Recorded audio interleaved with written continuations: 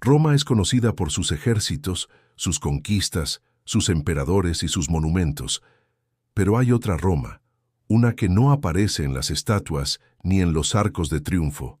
Una Roma silenciosa, oculta, que vivía en susurros, en pergaminos cifrados, en ojos que miraban desde las sombras. Una Roma de espías.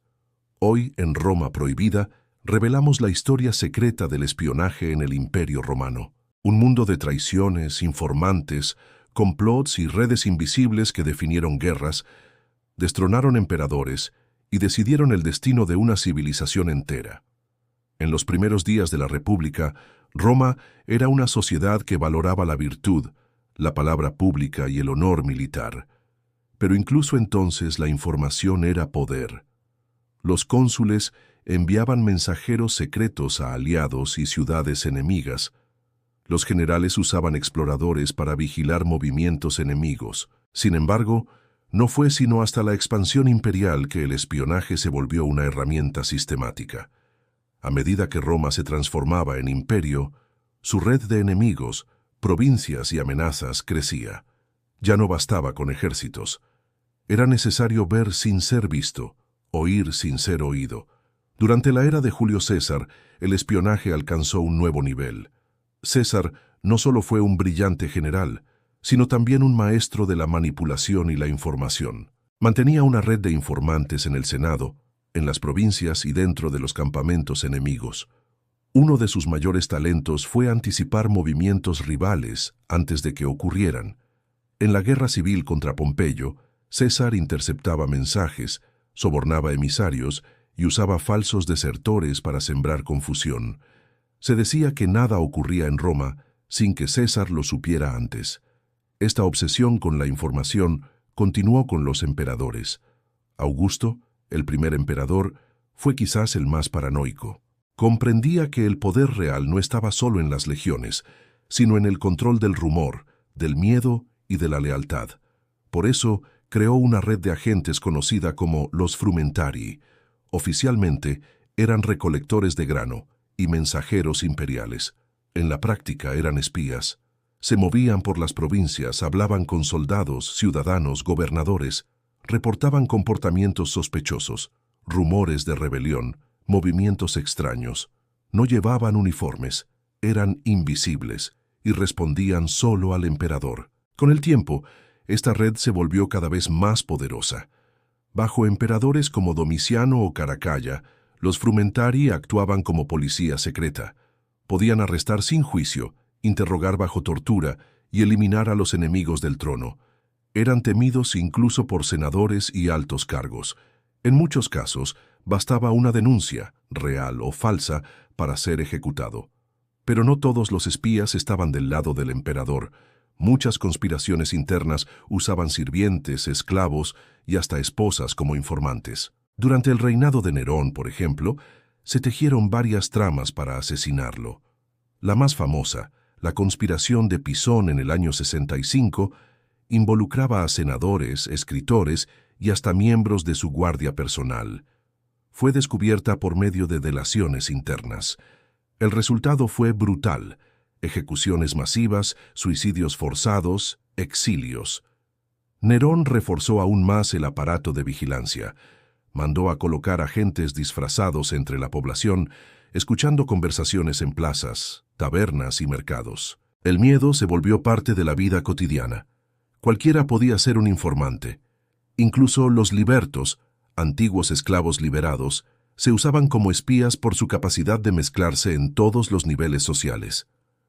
Uno de los más temidos fue Narciso, liberto de Claudio, que manejaba información militar, política y personal.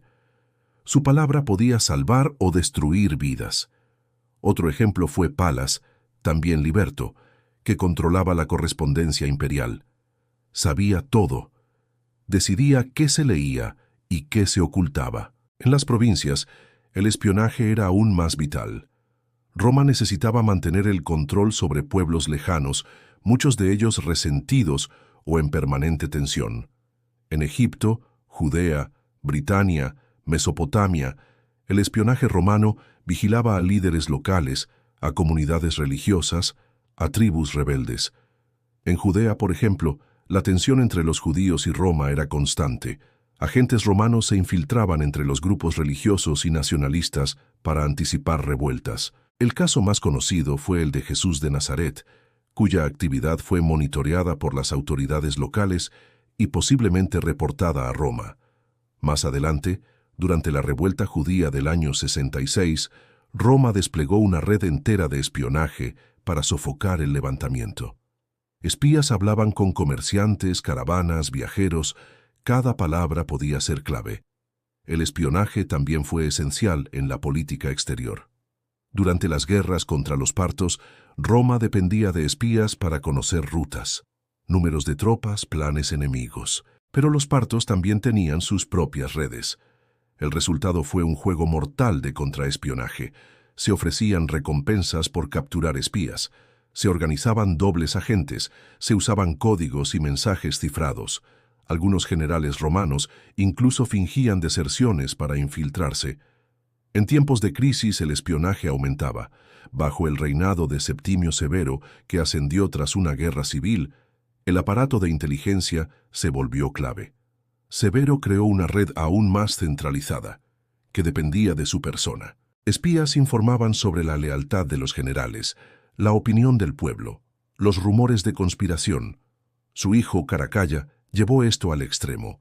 Vivía paranoico, mandaba a ejecutar incluso por sospechas mínimas. Uno de sus mayores temores era ser traicionado por su propio entorno. Y finalmente, lo fue. Su asesinato fue planeado por miembros cercanos, probablemente con ayuda de espías imperiales que cambiaron de lealtad. El espionaje no era solo herramienta del Estado, también era arma de facciones. Las esposas de los emperadores usaban informantes para eliminar rivales. Las cortes estaban plagadas de sirvientes leales a diferentes señores. Una palabra en el oído correcto podía significar un ascenso o una sentencia de muerte. El espionaje también alimentaba la propaganda. Los emperadores usaban los rumores que recogían para justificar guerras, purgas y reformas. Si un enemigo era acusado de planear una traición, se ganaba el apoyo del pueblo para eliminarlo. Muchas veces, esas acusaciones se basaban en pruebas fabricadas por espías leales al trono. Con el paso del tiempo, los frumentari se volvieron tan odiados que algunos emperadores intentaron disolverlos. Diocleciano, por ejemplo, reorganizó todo el sistema imperial y reemplazó a los frumentari por los agentes in rebus, emisarios imperiales con funciones múltiples, incluyendo espionaje. Estos agentes eran aún más sofisticados, más discretos, más profesionales. Ya no solo espiaban a enemigos, también vigilaban a gobernadores, a generales y a otros agentes. Roma se convirtió en un imperio bajo vigilancia total, pero ni siquiera eso impidió su caída. En los últimos siglos, mientras las invasiones bárbaras se multiplicaban, la corrupción interna y la desconfianza dentro del aparato imperial erosionaron su eficacia. Espías vendidos, lealtades rotas, información manipulada. En muchos casos, los propios agentes provocaban las crisis que luego reportaban. El sistema colapsaba sobre sí mismo, y sin confianza, ningún imperio sobrevive.